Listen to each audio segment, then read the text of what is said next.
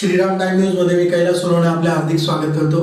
सुरुवातीला पाहूया 24 तासातील ताज्या घडामोडी। आमदार कुणाल पाटील यांच्या हस्ते कापडणे येथील विविध विकास कामांचे भूमिपूजन तसेच लोकार्पण। आमदार जयकुमार रावल यांच्या शेतकरी शिवसंवाद विकास यात्रेचे कर्ले ग्रामस्थांतर्फे पुष्पवृष्टी करून स्वागत। आमदार सत्यजित तांबे यांच्या हस्ते बुधवारी राजवाडे बँकेच्या जागेचे हस्तांतरण। जिल्हा रुग्णालयातील बाह्य रुग्ण विभागात रुग्णांना शासनाने ठरवून दिलेल्या वेळेत सेवा देण्याची मागणी।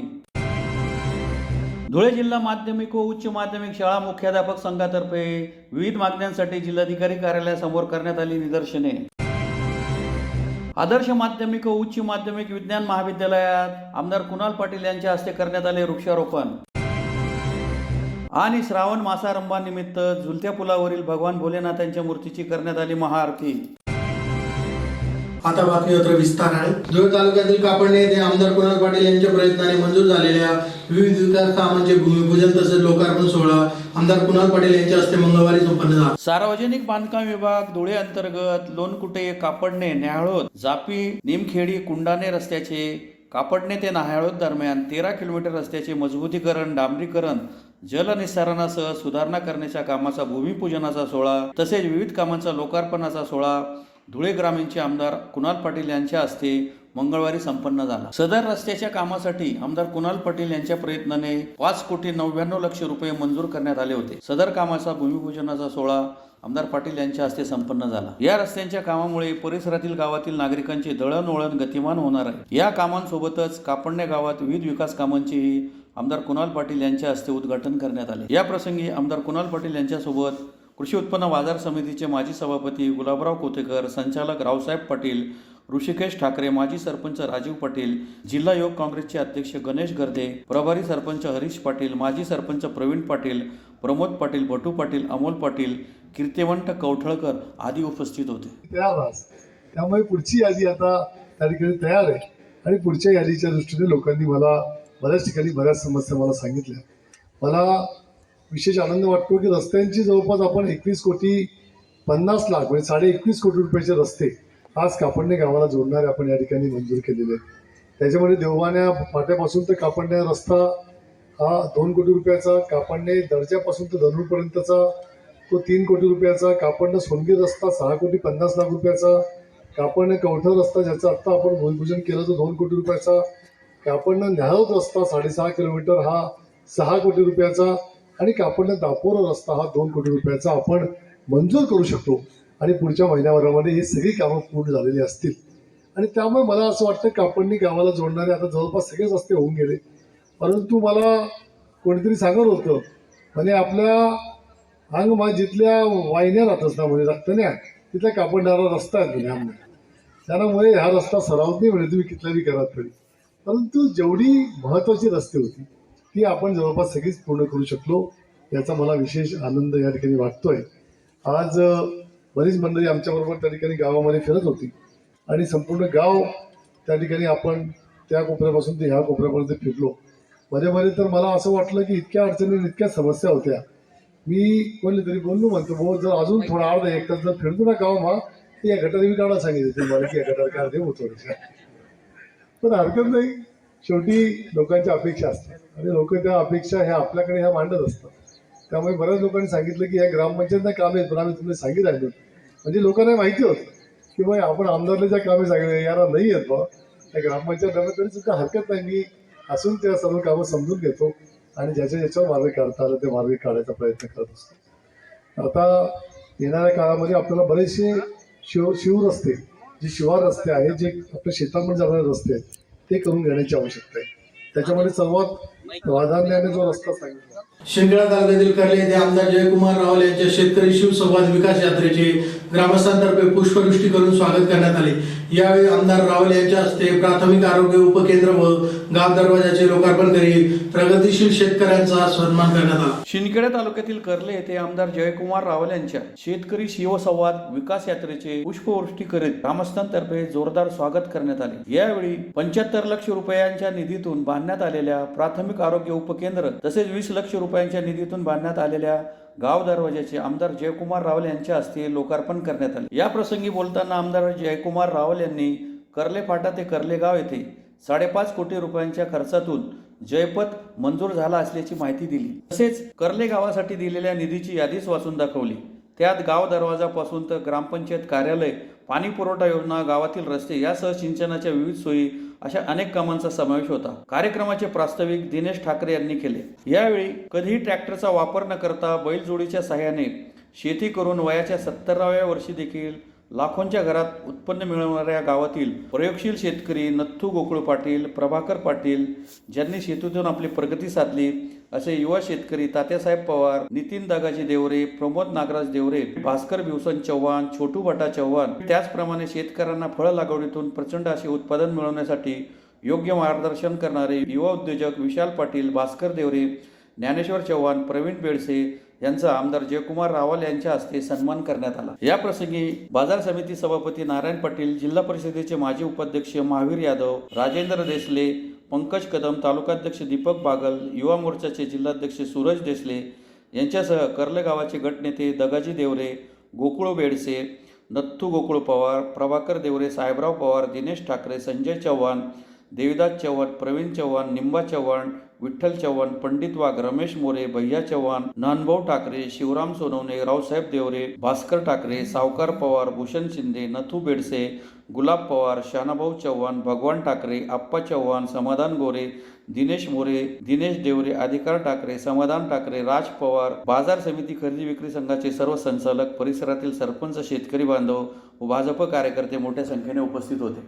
शेतकरी शिवसंवाद आणि विकास यात्रेसाठी आम्ही आमच्या मतदारसंघातील कर्ले गावामध्ये आलो आहे.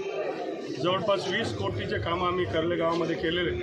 त्याच्यामध्ये गाव दरवाजाचं आज लोकार्पण होतं, आरोग्याचं हॉस्पिटलचं आज लोकार्पण होतं, विकासाच्या अनेक कामांचं लोकार्पण झालं, अनेक शेतकऱ्यांचा सत्कार झाला. खरं तर या गावांनी सातत्याने मला प्रेम केलं आहे. माझा मतदारसंघ हा सातत्याने माझ्या पाठीशी उभा राहिला आहे. त्यांनी सातत्याने प्रेम, आशीर्वाद आणि शुभेच्छा मला दिल्या. मला विश्वास आहे की कर्ले गाव पुन्हा एकदा प्रेम आणि विश्वास व्यक्त करेल. धन्यवाद.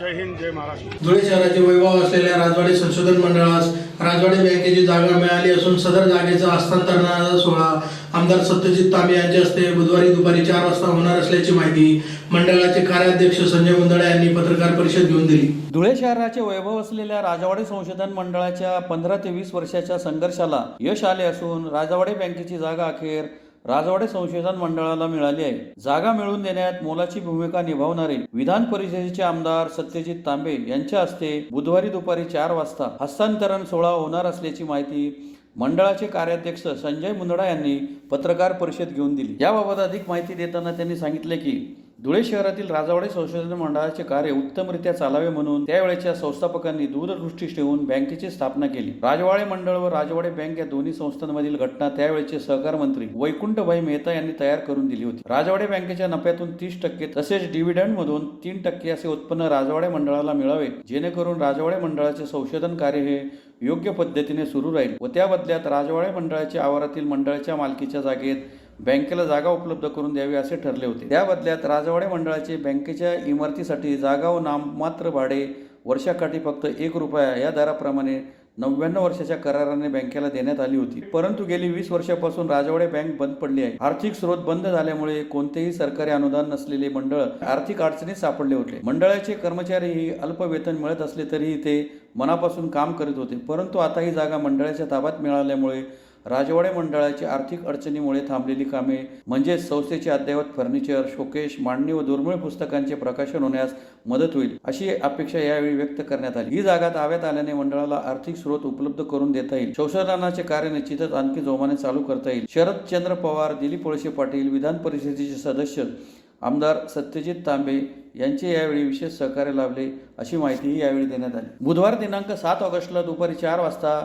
राजवाडे संशोधन मंडळात आमदार सत्यजित तांबे यांच्या हस्ते हा हस्तांतरण सोहळा पार पडणार असून कार्यक्रमाच्या अध्यक्षस्थानी राजवाडे संशोधन मंडळाचे माजी अध्यक्ष मदनलाल मिश्रा तर जिल्हा उपनिबंधक मनोज चौधरी, मंडळाचे ज्येष्ठ सदस्य कांतीलाल सोरडिया हे उपस्थित राहणार आहे। यावेळी राजवाडे मंडळाचे अध्यक्ष प्राध्यापक प्रकाश पाटील, मुख्य सचिव प्राध्यापक डॉक्टर सर्जेराव बांबरे, ग्रंथालय सचिव जयश्री शहा, प्राध्यापक PB गायकवाड आदी उपस्थित होते। आपल्याला तेही ज्ञात आहे, पण शासकीय अनुदान म्हटलं का खूप मोठी प्रोसिजर असते। आपण प्रयत्न नेहमी करत असतो, पण संस्थेच्या संस्थापकांना त्याची दूरदृष्टी होती आणि दूरदृष्टीच्या अनुषंगाने आजच्या 95 वर्षापूर्वी जेव्हा मंडळाची स्थापना झाली त्याच्यानंतर एका वर्षातच राजवाडे संशोधन मंडळाचा उदरनिर्वाह चालावा आणि याचं कार्य सुरळीत राहावं यासाठी राजवाडे बँकेची स्थापना करण्यात आली।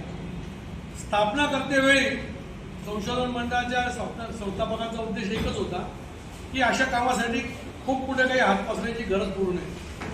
कारण एक चांगला विचार म्हणजे मला वाटतं भारतात एकमेव उदाहरण असं असेल की ज्याची घटना वैकुंठभाई मेहता जे सहकारमर्षी होऊन गेले, त्या वैकुंठभाई मेहतानी याची घटना लिहिली आहे दोघं संस्थेची, आणि घटनेचे बॉयलर इतके सुंदर लिहिले का दोघं संस्थेवर दोघांचं एकमेकांवर कंट्रोल होतं। राजवाडे मंडळाचे 2 पदाधिकारी तिथे व्हाईस चेअरमन आणि डायरेक्टर असायचे आणि राजवाडे बँकेचे चेअरमन आणि एक पदाधिकारी तिथे डायरेक्टर असायचे आणि समोपचाराने काम चालत होतं। राजवाडे बँकेच्या नफ्यातून 30% राजवाडे मंडळाला मिळत होते आणि 3% डिव्हिडंड मिळत होते। त्याबद्दल राजवाडे मंडळाने त्यांना जागा जवळपास विनामूल्य 1 रुपया वर्षाला भाडं या अनुषंगाने त्यांना उपलब्ध करून दिली। धुळे जिल्हा रुग्णालयातील बाह्य रुग्ण विभागात रुग्णांना शासनाने ठरवून दिलेल्या वेळेत रुग्णसेवा द्यावी या मागणीसाठी जनक्रांती प्रतिष्ठानतर्फे जिल्हाधिकारी कार्यालयासमोर निदर्शने करण्यात आली। धुळे जिल्हा रुग्णालय येथील बाह्य रुग्ण विभागात रुग्णांना शासनाने ठरवलेल्या वेळेत सेवा द्यावी या मागणीसाठी जनक्रांती प्रतिष्ठानतर्फे जिल्हाधिकारी कार्यालयासमोर निदर्शने करून निवेदन देण्यात आले आहे। निवेदनात म्हटले आहे की धुळे जिल्हा रुग्णालय येथे सकाळी 8:30 ते 12:30 या वेळेत रुग्ण तपासणी केली जाते। त्यानंतर संपूर्ण दिवस कोणत्याही रुग्णांची तपासणी होत नाही। शासकीय नियमानुसार सकाळची तपासणी झाल्यानंतर सायंकाळी 4 ते 6 या वेळेत रुग्ण तपासणी व्हावी। बाह्य रुग्ण विभाग रुग्णांसाठी खुला असणे बंधनकारक आहे, परंतु जिल्हा रुग्णालयात गेल्या 3 ते 4 वर्षापासून दुपारी 4 ते 6 वाजेदरम्यान अशी रुग्णसेवा मिळत नाही। ही अक्षरशः सेवा बंदच आहे। जिल्हा शल्य चिकित्सक यांच्याकडे वारंवार तक्रार करून देखील संबंधित OPD ही बंदच आहे। सध्या पावसाळा सुरू असल्या कारणाने अनेक साथीचे रोग डोक्यावर काढत आहे आणि गोरगरीब लोकांना सरकारी रुग्णालय हेच उपचार करण्यासाठी प्रमुख ठिकाण असताना आणि सरकारतर्फे सोयी सुविधा उपलब्ध असूनही त्या मिळत नसतील तरी अत्यंत दुर्दैवी बाब आहे। रुग्णसेवा हे शासनाचे मुख्य आणि अत्यावश्यक उद्दिष्ट आहे। त्यासाठी शासन करोडो रुपये खर्च करते, परंतु जिल्हा रुग्णालयातीलच काही जण OPD बंदच राहावी असे प्रयत्न केले जातात का याबद्दलही संशयता निवेदनातून व्यक्त करण्यात आली आहे। सायंकाळी 4 ते 6 या वेळेत OPD बंद असल्या कारणाने रुग्णांचे मोठ्या प्रमाणात हाल होत असून या वेळेत OPD लवकरात लवकर सुरू करण्यात यावं। जिल्हा शल्य चिकित्सक यांना त्यासंबंधी सूचना द्याव्यात अशी मागणी निवेदनाद्वारे करण्यात आली आहे। बाह्य रुग्णसेवा ठरलेल्या वेळेत लवकरात लवकर सुरू न झाल्यास जनक्रांती प्रतिष्ठानच्या वतीने तीव्र आंदोलन छेडण्याचा इशारा देण्यात आला आहे। या प्रसंगी जनक्रांती प्रतिष्ठानचे अध्यक्ष कुणाल चौधरी, दीपक कोळी, बंटी परदेशी, शशांक पाटील, रोहित चौधरी, मुकेश थोरात, करण करपे, शुभम चौधरी, हर्षल बोरसे, जयकिशन चौधरी, सिद्धार्थ बागुल, चेतन गवळी, पवन दात्रक, आनंद चौधरी, निलेश चौधरी, आनंद करणकाळ, स्वप्नील शिंदे, सोनू सोनारस, वेदांत वराडे आदी उपस्थित होते। साधारण भाषेत म्हणायचं म्हटलं म्हणजे आपल्या गावातले सिव्हिल हॉस्पिटल या ठिकाणी सरकारने अनेक उपाययोजना करून देखील या ठिकाणी सर्व सोयी सुविधा उपलब्ध असून देखील शासकीय नियमानुसार या ठिकाणची OPD सकाळी 8:30 ते 12:30 आणि सायंकाळी 4 ते 6 नियमानुसार एवढ्या वेळात OPD म्हणजे रुग्ण तपासणी ही सुरू असते आणि चाललीच पाहिजे। पण गेल्या 3 ते 4 वर्षापासून सकाळी 8:30 ते 12:30 पर्यंत जिल्हा रुग्णालयातील OPD म्हणजे रुग्ण तपासणी ही फक्त याच वेळेत सुरू असते। त्यानंतर 4 ते 6 या वेळेत या ठिकाणी कोणीही नसतं आणि कोणीही नसतं याच्या मागे खूप मोठं षडयंत्र हे खूप मोठे कटकारस्थान होत आहेत। जर ही OPD लवकरात लवकर सुरू झाली नाही तर आम्ही या विषयाच्या खोलावर जाऊन जनक्रांती प्रतिष्ठानच्या वतीने पूर्ण ऑपरेशन केल्याशिवाय राहणार नाही। या 4 ते 6 जी OPD शासकीय नियमानुसार सुरू करायला पाहिजे, रोज सुरू ठेवली पाहिजे, यावेळेत ही चालत नाही आहे आणि लवकरात लवकर चालू करावी, सुरुवात करावी या OPDची. एवढीच आमची जनक्रांती प्रतिष्ठानच्या वतीने या ठिकाणी आम्ही जिल्हाधिकाऱ्यांकडे मागणी करायला आलो आहे. शिक्षण क्षेत्रातील विविध प्रलंबित मागण्या आणि समस्या समजावून घेऊन त्यावर तोडगा काढून सकारात्मक निर्णय घ्यावा या मागणीसाठी धुळे जिल्हा माध्यमिक व उच्च माध्यमिक शाळा मुख्याध्यापक संघातर्फे जिल्हाधिकारी कार्यालयासमोर निदर्शने करण्यात आली. शिक्षण क्षेत्रातील विविध प्रलंबित मागण्या आणि समस्या समजावून घेऊन त्यावर तोडगा काढून सकारात्मक निर्णय घ्यावा या मागणीसाठी धुळे जिल्हा माध्यमिक आणि उच्च माध्यमिक शाळा मुख्याध्यापक संघातर्फे जिल्हाधिकारी कार्यालयासमोर निदर्शने करीत निवेदन देण्यात आले आहे. निवेदनात म्हटले आहे की शालेय शिक्षण विभागाकडे शासन स्तरावर अनेक प्रश्न प्रलंबित आहेत. शिक्षक संघटना, महाराष्ट्र राज्य मुख्याध्यापक महामंडळ, शिक्षक आमदार यांनी अनेक वेळा सर्व शैक्षणिक प्रश्न सोडवण्यासाठी शासनाकडे वारंवार निवेदने, प्रत्यक्ष भेटीतून चर्चा, विधान परिषदेतील सभागृहातील प्रश्न मांडले आहेत. परंतु या धोरणात्मक प्रश्न आणि समस्यांवर अद्याप निर्णय झालेला नाही. शिक्षण क्षेत्रातील या धोरणात्मक प्रश्नांना वाचा फोडण्यासाठी महाराष्ट्र राज्य माध्यमिक व उच्च माध्यमिक शाळा मुख्याध्यापक संघ महामंडळाने संस्था चालक संघटना, विविध शिक्षक संघटना, शिक्षकेतर संघटना अशा महाराष्ट्रातील शिक्षण क्षेत्रातील सर्व संघटनांना एकत्रित करून 6 ऑगस्ट 2024 रोजी राज्यातील विविध जिल्ह्यांमध्ये जिल्हाधिकारी कार्यालयावर मोर्चा, संप, धरणे अशा स्वरूपाचे आंदोलने करून स्थानिक जिल्हा प्रशासनाला निवेदने देण्याचा निर्णय घेतला. त्याचाच भाग म्हणून धुळे जिल्ह्यातील सर्व शैक्षणिक संघटनांच्या माध्यमातून शिष्टमंडळातर्फे जिल्हा प्रशासनास निवेदन देण्यात आले. यावेळी माजी आमदार प्राध्यापक शरद पाटील, महेश मुळे, रवींद्र वाणी, सुधीर सनेर, प्रदीप बदाने, योगेश ठाकरे, मुश्ताक शेख, हर्षल पवार, हेमचंद पाकळे, प्रवीण कदम, धनराज वाणी, दिलीप पाटील, महेंद्र बच्चाव, योगेश सदानशिव आदी उपस्थित होते.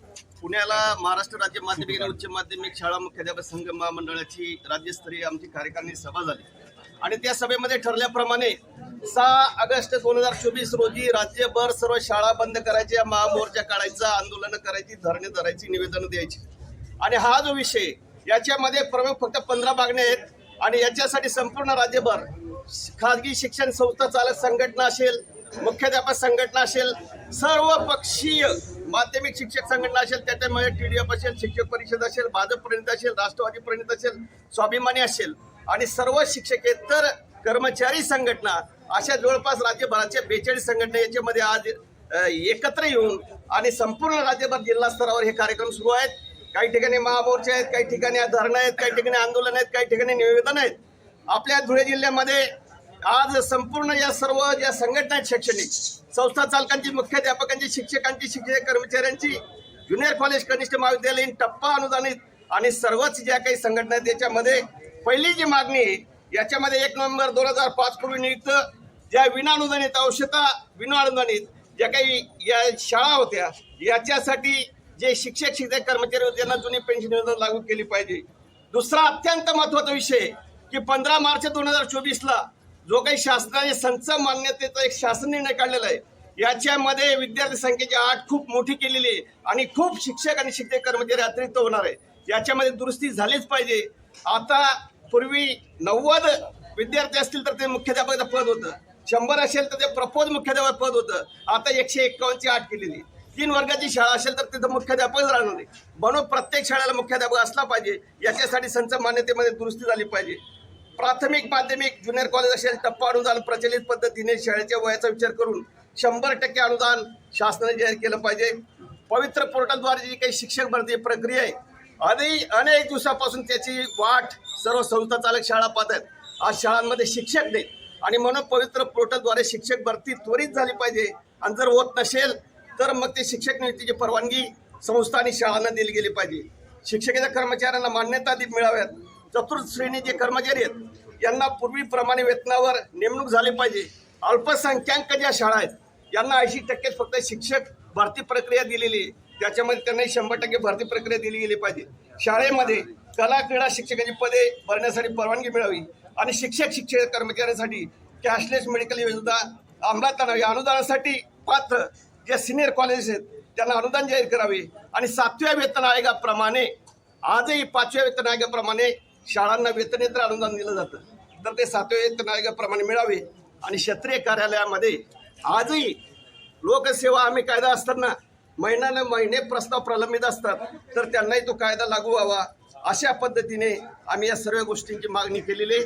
2005 नंतर जे असतील त्यांनाही दोन्ही पेन्शन योजना मिळावी, आणि एवढंच नाही तर जे टप्पा अनुदान आहेत, ज्याचं जेवढं वय त्याच्यानुसार त्याला अनुदान मिळावं, ही आमची मागणी आहे. आज संपूर्ण महाराष्ट्रभर सर्व जिल्ह्यांमध्ये कार्यक्रम सुरू आहेत. शासनाला आमची विनंती आहे, आणि आजच 11:30 वाजता शासनाने संच मान्यता दुरुस्तीची मीटिंग लावली मंत्री महोदयांनी, शालेय शिक्षण मंत्री महोदयांनी. 3:30 वाजता जुनी पेन्शन योजना आणि जे काही विशेष शिक्षक आहेत यांच्या मंजुरीच्या संदर्भामध्ये शासनाने आजच तातडीची मीटिंग लावलेली आहे. तर हा सर्व आपल्या या आंदोलनाचा परिणाम आहे असं मला वाटतं. धुळे तालुक्यातील कापडणे येथील नवजीवन विद्या विकास मंडळ नगाव संचलित आदर्श माध्यमिक व उच्च माध्यमिक विज्ञान विद्यालयात आमदार कुणाल पाटील यांच्या हस्ते वृक्षारोपण करण्यात आले. धुळे तालुक्यातील कापडणे येथील नवजीवन विद्या विकास मंडळ नगाव संचलित आदर्श माध्यमिक व उच्च माध्यमिक विज्ञान महाविद्यालयाच्या आवारात वृक्षारोपणाचा कार्यक्रम आमदार कुणाल पाटील यांच्या हस्ते मंगळवारी संपन्न झाला. यावेळी मुख्याध्यापिका स्वाती पाटील, शिक्षक प्रवीण पाटील, निलेश बदाने, योगेश कुलकर्णी, दीपक गोळकर, सारिता पाटील, माधुरी पाटील, मनीषा चौधरी, रोहिणी पाटील, रोहन मोरे, शिक्षकेतर कर्मचारी सुनील पाटील, कमलेश देशले, अमोल आव्हारे, भूषण पाटील आदी उपस्थित होते. धुळे शहरातील पांझरा नदीतील झुलत्या पुलावरील भगवान भोलेनाथाच्या मूर्तीची श्रावण मासारंभानिमित्त महाआरती करून प्रसाद वाटपाचा कार्यक्रम संपन्न झाला. धुळे येथील शिव पांजरेश्वर प्रतिष्ठानच्या वतीने श्रावण मासारंभानिमित्त पांझरा नदीतील झुलत्या पुलावरील भगवान भोलेनाथांच्या मूर्तीची महाआरती करीत प्रसाद वाटपाचा कार्यक्रम सोमवारी सायंकाळी 7 वाजता संपन्न झाला. यावेळी 21 जोडप्यांच्या हस्ते महाआरती करून प्रसाद वाटप करण्यात आला. या प्रसंगी सोमनाथ चौधरी, वीरू चौधरी, मनपा माजी नगरसेवक शिलो आवळकंटे, सुनील चौधरी, दीपक जाधव, प्रकाश जाधव यांच्यासह भाविक भक्त मोठ्या संख्येने उपस्थित होते. धुळे शहरात नव्हे, धुळे जिल्ह्यात नव्हे, तर महाराष्ट्रातही नव्हे असं अप्रतिम पांझरा नदीच्या तीरावरती शिव पांजरेश्वर महादेव प्रतिष्ठान झुलत्या पुलावर माझे आमदार कार्यसम्राट अनिल अण्णा गोटे यांच्या संकल्पनेतून तयार झालेले पांजरेश्वर प्रतिष्ठान यांची भव्य 51 फुटी महादेवाची मूर्ती आज पांजरेश्वरच्या पांझरा नदीच्या मध्यभागी आज उभी केलेली आहे. भव्य असा चौथरा त्या झुलत्या पुलावर असून काय तर अशा ह्या प्रतिष्ठान सोहळ्यासाठी धुळे शहरातल्या सर्व महादेव भक्त, हिंदू भक्तांना एक पर्वणीच असते. संपूर्ण 12 महिन्यातील जेवढे महाशिवरात्री तसेच श्रावण महिन्यातले सर्व 5 सोमवार, 6 सोमवार जेवढे येतील त्या सोमवारी इथे संपूर्ण शिव पांजरेश्वर महादेव प्रतिष्ठानचे अध्यक्ष दीपक भाऊ जाधव, तसेच आमचे डॉक्टर साहेब अनिल पाटील, डॉक्टर सोमनाथ चौधरी या सर्व मान्यवर इथे येऊन, तसेच धुळे शहराचे नगरसेवक, माजी नगरसेवक श्रीयुत पिंटू भाऊ चौधरी हे सर्व इथे येऊन आवर्जून आरतीचा लाभ घेत असतात. यंदा या श्रावणातल्या पहिल्या सोमवारी अतिशय भक्तिभावामध्ये आरती करण्यात आली आणि त्यातल्या त्यात सर्व भक्तांनी त्या आरतीचा लाभ घेतला. सर्वांना प्रसादाचं वाटप झालं. अशी संकल्पपूर्ती मूर्ती महाराष्ट्रामध्ये कुठेही न सापडता फक्त ती धुळे शहरातच आपल्याला बघायला मिळते. शिव पांजरेश्वर प्रतिष्ठानच्या वतीने मी सर्व भक्तांचं मी पुनश्च आभार मानतो आणि येत्या श्रावण महिन्यामध्ये जे 6 सोमवार आहेत त्या सोमवारी संध्याकाळी बरोबर 7:30 वाजेला आरती होणार आहे. तरी सर्व भक्तांनी त्या आरतीचा लाभ घ्यायचा आहे. पुन्हा एक नजर ठळक घडामोडींवर. आमदार कुणाल पाटील यांच्या हस्ते कापडणे येथील विविध विकास कामांचे भूमिपूजन तसेच लोकार्पण. आमदार जयकुमार रावल यांच्या शेतकरी शिवसंवाद विकास यात्रेचे कर्ले ग्रामस्थांतर्फे पुष्पवृष्टी करून स्वागत. आमदार सत्यजित तांबे यांच्या हस्ते बुधवारी राजवाडे बँकेच्या जागेचे हस्तांतरण. जिल्हा रुग्णालयातील बाह्य रुग्ण विभागात रुग्णांना शासनाने ठरवून दिलेल्या वेळेत सेवा देण्याची मागणी. धुळे जिल्हा माध्यमिक व उच्च माध्यमिक शाळा मुख्याध्यापक संघातर्फे विविध मागण्यांसाठी जिल्हाधिकारी कार्यालयासमोर करण्यात आली निदर्शने. आदर्श माध्यमिक व उच्च माध्यमिक विज्ञान महाविद्यालयात आमदार कुणाल पाटील यांच्या हस्ते करण्यात आले वृक्षारोपण. आणि श्रावण मासारंभानिमित्त झुलत्या पुलावरील भगवान भोलेनाथांच्या मूर्तीची करण्यात आली महाआरती. याचबरोबर श्रीराम टाइम न्यूजच्या बातमीपत्र संपले. दिवसभरातील ताज्या घडामोडींसाठी पाहत राहा श्रीराम टाइम न्यूज. भेटूया पुढील प्रसारणात. तोपर्यंत नमस्कार.